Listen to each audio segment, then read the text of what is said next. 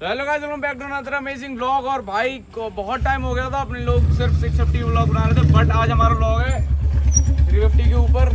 और आज हम लोग करने वाले हैं इसका टोटल रिव्यू। भाई मैं तुम्हें बताऊंगा इसमें क्या एक्सपीरियंस रहा इसका, मतलब हमारा इसके साथ 3 साल और 10,000 कितने।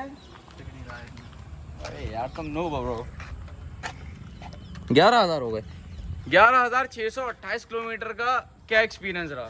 तो भाई सबसे पहले स्टार्ट करते हैं इसमें क्या क्या मॉड्स हो रखे हैं। सबसे पहला अपना मॉड है अलॉय व्हील्स, जो कि भाई हम लोगों ने 11,000 के परचेज किए थे। अब शायद इनकी प्राइसिंग डाउन हो गई है क्योंकि मार्केट में और भी अवेलेबल हो गए हैं, बट जिस टाइम पे हमने ये लिए थे 2022 में, जब इसका इनिशियल था क्लासिक रीबॉर्न का, तब ये यार बहुत कम आते थे। और शायद इसमें 2 ही ऑप्शंस अवेलेबल थे, एक ब्लैक वाल, एक सिंगल। हमने तो ब्लैक ही पूछा था, बाकी उसने यही बताया था जो शॉपकीपर था कि 2 ही ऑप्शन अवेलेबल हैं। सेकंड चीज़ पे हम लोग आते हैं जो हमारी लगी है फ्रंट लाइट रूबिकॉन स्टाइल। भाई सब लोग माइनस वाली और डिफरेंट टाइप्स की बढ़वा रहे थे, तो इसलिए मैंने ये वाली बढ़वा दी। बाकी इसमें ये रिंग लाइट आती है, रिंग लाइट टाइप की, उसको हमने येलो ब्रेक से कर रखा है, अदरवाइज इंडिकेटर से होती है। थ्रो इसका बहुत ही बढ़िया है और ये HJG की है ओरिजिनल, तो इसमें गारंटी वारंटी इसकी सब आती है। बाकी अब अगली चीज़ पे आते हैं जो कि है अपनी हॉर्न। तो भाई हमारे बुलेट में लगे हुए टूट्स के, जिनकी भाई वॉइस हो गई स्लो। उसका मेन रीज़न ये है कि इसमें मतलब पानी वगैरह तो धुलते हैं ना, तो पन्नी वगैरह लगा के वैसे हम लोग धुलते हैं, बट बहुत बार ऐसा होता है ड्राइवर वगैरह धुल रहे हैं या कोई स्टाफ धुल रहा है तो वो पन्नी वन्नी बिना यूज़ करे धुल देता है, इससे इनकी वॉइस लो हो जाती है। और अभी काफ़ी लो हो गई है पुराने टाइम के हिसाब से। जब ये इनिशियल मैंने लगाए थे, ये उसकी पूरा ब्लॉग पड़ा हुआ है रूट्स का हॉर्न लगाने का, पत्ती वगैरह बनाने का, यहाँ पे कहीं पर लिंक आ रही होगी। बाकी गाइस ये इसमें एक स्पेशल बात ये है कि ये हॉर्न बिल्कुल हिलेंगे नहीं। ये हमने ट्रॉली वाली पत्ती लगवाई है इसमें, सबसे मोटी वाली, जो कि बुलेट में सबसे मेजर प्रॉब्लम होती है। हॉर्न वाइब्रेट बहुत करती है, इसलिए आवाज़ थोड़ी वाइब्रेट करती है। बट यार इसमें हमने प्रॉपर लगाया था, लेकिन पानी जाने की वजह से थोड़ा आवाज़ कम हो जाती है। बहुत से लोगों को पता नहीं चलता है, उन लोगों को लगता है कि ख़राब हो रहा है, बट पानी के यूज़ से और ऐसे बारिश में चलाने से हो जाती है। हम लोगों ने इसे खूब चलाया बारिश में, तीनों मेंबर यहीं खड़े हैं अभी, तीनों पार्टी बारिश में खूब। अरे एक आध क्लिप डाल के दिखा देंगे, अगर मिल जाएगी तो डाल के दिखा देंगे। बाकी गाइस सबसे मतलब प्रीमियम कह लो या फिर सबसे टॉप वाली जो मॉड्स है, मॉडिफिकेशन है इसमें, वो ये है अपना हैंडल। भाई ये वाइड हैंडल, जो कि भाई सब चीज़ों में मतलब इस बाइक को बहुत ही ज़्यादा बढ़िया बना देता है। इसका जो नॉर्मल हैंडल आता है यार वो इतना शॉर्ट आता है।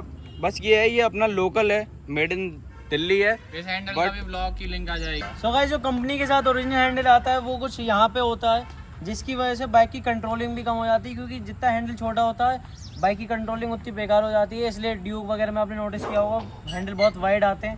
और एक ये हैंडल लगवाने की वजह से हमारे 2 बहुत बड़े रीज़न सॉल्व हुए। एक तो हमारा ये पोस्चर आप देख सकते हो, पहले के टाइम मतलब जब पुराना हैंडल था तो थोड़ा ऐसे आगे को होकर बैठना पड़ता था, लेकिन अब कंफर्टेबली पीछे को एकदम टिल्ट होकर रिक्लाइनर की तरह बैठ सकते हैं, प्रीमियम रिक्लाइनर। और दूसरी बात, इसकी कंट्रोलिंग हो चुकी है बहुत ज़्यादा अच्छी, क्योंकि वाइड हैंडल भी हो चुका है। और अब आगे हमारा भाई कंटिन्यू करेगा। तो भाई इसकी इस हैंडल के डिसएडवांटेजेस भी हैं, जो कि पहला ये है कि इसकी केयर बहुत है। जो कंपनी का आता है भाई उसमें रस्ट वगैरह कुछ नहीं आती है, इसमें अभी तक फिलहाल कोई रस्टिंग नहीं है। लगाए हुए से काफ़ी टाइम हो गया, इसका ब्लॉग देख लेना कितने टाइम पहले का पड़ा हुआ है। तो बाकी इसे ध्यान रखना पड़ता है क्योंकि इसमें रस्टिंग बहुत ईजिली आ जाती है। थोड़ा सा ये कम कैपेबल होता है, मतलब स्ट्रेंथ इसकी कम होती है। इसका टर्निंग रेडियस बहुत बढ़ गया है। बाकी गाइस इसका मतलब अगर बाइक पे ज़्यादा लोग बैठे हैं तो थोड़ा ये बैलेंस बढ़िया बनाएगा, बट मोड़ते समय पैर में लगेगा हल्का सा। जो पहले वाला था वो बैलेंस भी नहीं बनाता था, और मोड़ते समय पैर में नहीं लग के क्या कर लेता, वो बैलेंस ही नहीं बनाता था। जब अगला ब्रेक लेते थे तुरंत तो बाइक एकदम हिल जाती थी, एक तरफ को भागती थी बहुत बुरी तरीके से। कहीं से भी कभी भी यू टर्न वगैरह लेना हो तो बहुत ही आसानी से मुड़ जाती है, एकदम से ऐसे मोड़ो एक ही बार में पूरी घूम जाती है, ये बहुत अच्छी बात है। बाकी इसका यार मतलब इसका सारा जो रिव्यू है वो ये लगा के देखो एक बार, बहुत मज़ा आ जाएगा। और एक चीज़ और बता दूं भाई, ये इस बाइक का आता ही नहीं है, रीबॉर्न क्लासिक का नहीं आता है, ये हमने कस्टम बिल्ड कर रखा है। मतलब ये क्लासिक 350 का है, इसे हमने इसमें मॉड्स करे हैं, हमने इस मॉडिफिकेशन में भी मॉडिफिकेशन करके इसे कैपेबल बनाया है इसमें लगने का। फिर इसके बाद आते हैं भाई अपने साइलेंसर पे, जो कि लगा है अपना फ्री फ्लो एल बैंड कह लो या फिर सी बैंड कह के खरीदा था, but free flow L band with छोटा पंजाब बड़े मुंह वाला। भाई इनमें बहुत लोगों को पता नहीं होता है, ये है अपना बड़े मुंह वाला। जो छोटा आता है वो नॉर्मल आता है इतना। उसमें क्या होता है भाई, ट्रैवल बहुत ज़्यादा होता है और थंप बहुत ज़्यादा होता है। इसका बेसी थंप है, मैं तुम्हें सुनाता हूँ अभी।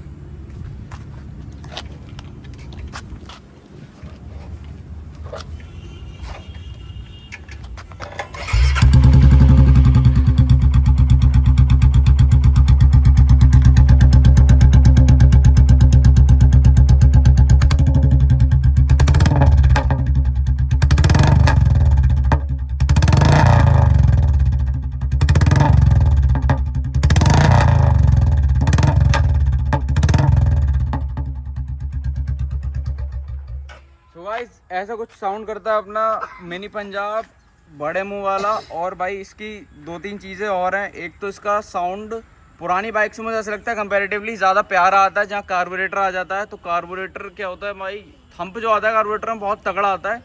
ये मैंने सबसे पहले एक इलेक्ट्रा में देखा था, BS3 इलेक्ट्रा में, तब मैंने ये लगाया। इससे पहले मेरा भी छोटा पंजाब नॉर्मल वाला लगा हुआ था, जिसकी जो बहुत चिल्लाता था, बहुत बेहद चिल्लाता था। वो बढ़िया साउंड देता था यार, बट थोड़ा थोड़ा चेंज करते रहते हैं। अगर इस वीडियो पे कमेंट करोगे तो मैं इसमें बड़ा पंजाब भी लगा लूँगा। बाकी इसका सी बैंड भी आने वाला है, ऑन गोइंग चल रहा है। अगली वीडियो में भी सी बैंड की ही हो, क्योंकि हो सकता है बहुत जल्द आने वाला है। इसमें जो चीज़ें 11,000 किलोमीटर में हम लोगों से ख़राब हुई हैं और जो बाइक ने खुद ख़राब की हैं, वो ये हैं कि भाई सबसे पहले इसकी चैन पूरी चेंज करी है हमने। चैन तो उस साइड होती है। तो गाइस इसकी पूरी चैन हमने चेंज करी थी, मतलब पूरी क्या यार, पूरी ही चेंज होती है। उसमें प्रॉब्लम ये आ गई थी यार, ये थोड़ा साइड वाइड पे चल रही थी। साइड वाइड तो ऐसे अंग्रेजी बोलने के लिए बोल देता हूँ, ये खेत वेत पे चल रही थी, तो इसमें चैन में बहुत ज़्यादा धूल लग गई थी। और बिल्कुल इसमें क्या हुआ भाई, लगा दियो हाँ क्या। अरे बोलो बता साइकिल तोड़ दूंगा। ये बाइक का नाम है GT 650 कॉन्टिनेंटल। सो गाइस, अगर आपको इसके ऊपर कोई सी वीडियो चाहिए हो तो कमेंट करना, हम लोग कोशिश करेंगे कि उसके ऊपर भी वीडियो बनाएं। तो भाई इसकी चैन हम लोगों को इसलिए चेंज करनी पड़ी थी भाई, ल्यूब नहीं हो पा रही थी बिल्कुल भी। मैं इसे चला नहीं रहा था तो ये बिल्कुल ल्यूब नहीं हो पा रही थी। बाकी GT और ड्यूक तो क्या है, हर दूसरे दिन वर्कशॉप जाती रहती है, कुछ ना कुछ उनमें काम चलता रहता है। ये ल्यूब नहीं हो पा रही थी, इसलिए इसमें टाइटनिंग आ गई थी। मतलब ये ऐसे स्ट्रेट चलने की जगह ऐसे चल रही थी, थोड़ा बैंड हो गए, तो हमने ये चेंज करी। बाकी यार अपनी फ्रंट डिस्क चेंज हुई थी। इसका रीज़न यार अभी तक हमें नहीं पता कि और रीबॉर्न में भी ये दिक्कत है या नहीं है, बट हमें जो लगता है बस ये है कि इस अलॉय में कुछ तो है जिसकी वजह से ये डिस्क हमारी उसमें थोड़ी लहर आ गई थी, लहर कह सकते हो। तो जब हम ब्रेक मारते तो वो पहिया लहरता था, आगे वाइब्रेशन आती थी अगले पहिए से। बट फिलहाल अभी ठीक चल रही है। ये 2 चीज़ें हैं जो हमने चेंज करी हैं। बाकी इसकी 3 सर्विस हो चुकी हैं। 1000 किलोमीटर वाली रॉयल एनफील्ड से हुई थी, 5000 वाली भी रॉयल एनफील्ड से हुई है, और 1000 वाली हमने अपग्रेडेड ऑयल से करी है, जो हमने अपनी वर्कशॉप पे करी है। बाकी इसमें एयर फिल्टर वगैरह ऐसा कुछ चेंज नहीं है, बाकी सब स्टॉक लगा हुआ है। बस सबसे एक और जो तगड़ी चीज़ है वो ये है कि भाई इसका RPM स्लो है। अगर तुमने वीडियो में पहले ध्यान दिया हो तो इसका RPM BS6 रीबॉर्न किसी भी बाइक से स्लो है, स्लो नहीं है, बहुत स्लो है। जो थंब बनता है वो तभी बनता है, वरना यार आवाज़ बेकार लगती है। तो भाई तुम जाके चेक करना और वीडियो और लोगों का कि वो अच्छा नहीं लगेगा तुम्हें, वो साउंड बढ़िया नहीं लगता। बट RPM स्लो करके बहुत ही प्यारा लगता है। और ये इसकी यार मैंने वीडियो, मेरे पास बहुत कमेंट आए थे कि वीडियो बनाओ, बट मैंने बनाई नहीं। अगर इस वीडियो पे भी कमेंट्स आते हैं कि इसकी RPM कम करने की वीडियो बनाओ, तो हो सकता है मैं वो वीडियो बना दूँ, बट पहले मुझे थोड़ा मन नहीं था, मेरा टाइम भी नहीं मिला था, इसलिए रह गई थी। बाकी गाइस इसमें अभी तक जो चीज़ें ख़राब हुई हैं उसमें से एक अपनी छोटी सी चीज़ भी है, जो कि है ये छोटी सी लाइट। ये शायद 40-50 रुपए की आती है, जो कि अब बंद हो चुकी है। और इसने हमारा साथ दिया था पिछले 2.5 साल, अब ये नहीं रही, इसे चेंज करना है। इसकी ये लाइट भी नहीं मिल रही है यार। रीबॉर्न में अगर तुम जा रहे हो तो तुम्हारे पास कंफर्ट मिलेगा और वाइब्रेशंस नहीं कम मिलेंगी बाइक में, थोड़ा अपग्रेडेड बुलेट मिलेगी, लुक्स भी थोड़े से तुम्हें कम ही मिलेंगे। बट ये रिलायबल है भी और नहीं भी है। ये रोड्स पे और वाइल ड्राइविंग रिलायबल है, बट जब इसमें कोई चीज़ ख़राब होगी या कुछ भी होगा जो बाहर से करा रखा है तो ये रिलायबल नहीं है। पुरानी वाली बुलेट की तुम्हें सारी चीज़ें मिल जाएंगी, जहाँ भी तुम कहीं खड़े हो जाओगे वहाँ तुम्हें सारी चीज़ें मिल जाएंगी, वो वहाँ रिलायबल है, बट रोड्स पे नहीं है। उसकी ब्रेकिंग इससे ज़्यादा ख़राब है। और काफ़ी सारी चीज़ें इससे ज़्यादा खराब है। कार्बोरेटर दिक्कत बहुत देता है, इसका EFI इतनी दिक्कत नहीं देता। खैर हमें थोड़ी थोड़ी दे देता है क्योंकि हम लोगों को वो सही नहीं लगती, हो सकता है ये नॉर्मल हो। हम लोगों ने पता भी किया था, इसका EFI सिस्टम जो है, बाइक जब ठंडी हो और थोड़ा सा मतलब 1-2 सेकंड स्टार्ट करके फिर चला लो तो भाई अपने आप RPM खींच देता है, जो कि बहुत ही बेकार लगता है। अगर बुलेट में हम लोगों ने RPM कम किया तो कम ही रहना चाहिए। और कार्बोरेटर वाली से पहले चलाई है, उसमें तो भाई पेज घुमा देते थे अपना, वो उतने पे ही चलती थी, बट वो दिक्कत भी बहुत देती थी। ठंडे पे वो हालत ख़राब कर देती थी, इतना झटके लेती थी वो, जब तक वो प्रॉपर गर्म ना हो जाए। इसमें ये सब दिक्कत नहीं है। और सबसे बढ़िया चीज़ इसकी ये है कि भाई, सबसे बढ़िया नहीं, खैर बेकार भी है कि इसमें किक नहीं आती, बट इसमें सेल्फ आता है। आप कहीं भी लड़ाई झगड़ा करें, सेल्फ मारें और निकल लें।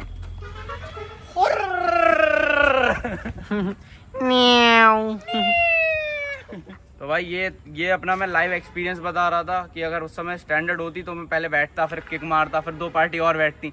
लेकिन उस समय ऐसा हुआ, हमने बाइक पहले से तैयार कर रखी थी, बैठे, लड़ाई झगड़े की बातें नहीं करनी है।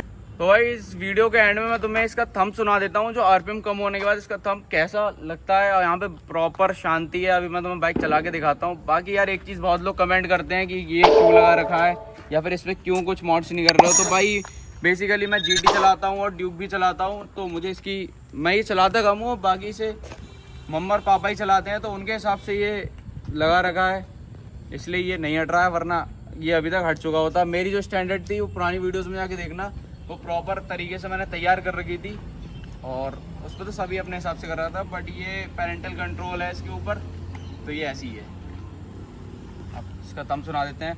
बाकी गाइस इसकी सीट इसलिए ख़राब है क्योंकि ये बेसिकली हमारी सिटी की दिक्कत है, ये सीट की दिक्कत नहीं है ना, कवर की दिक्कत है। ये ओरिजिनल रॉयल एनफील्ड का कवर है, जो कि दूसरी बार हमने पड़वाया है, बट हमारे यहाँ बंदर रहते हैं और बंदरों को अच्छा नहीं लगता। जैसे हम नया कवर पड़वाते हैं वो तुरंत फाड़ देते हैं, इसलिए हम इस बार हमने भी कहा हम भी नया नहीं पड़वाएंगे, जितना फाड़ना हो फाड़ लो। बंदर कभी भी पुराना कवर, फटा हुआ कवर नहीं फाड़ते हैं, क्योंकि वो अगर उसमें एक भी छेद है तो बंदर अपने ईमान धर्म वाले आदमी होते वो हैं, कहता है फाड़ते नया ही छुई है। हुई चीज हम कभी नहीं छूते हैं। No seal no deal.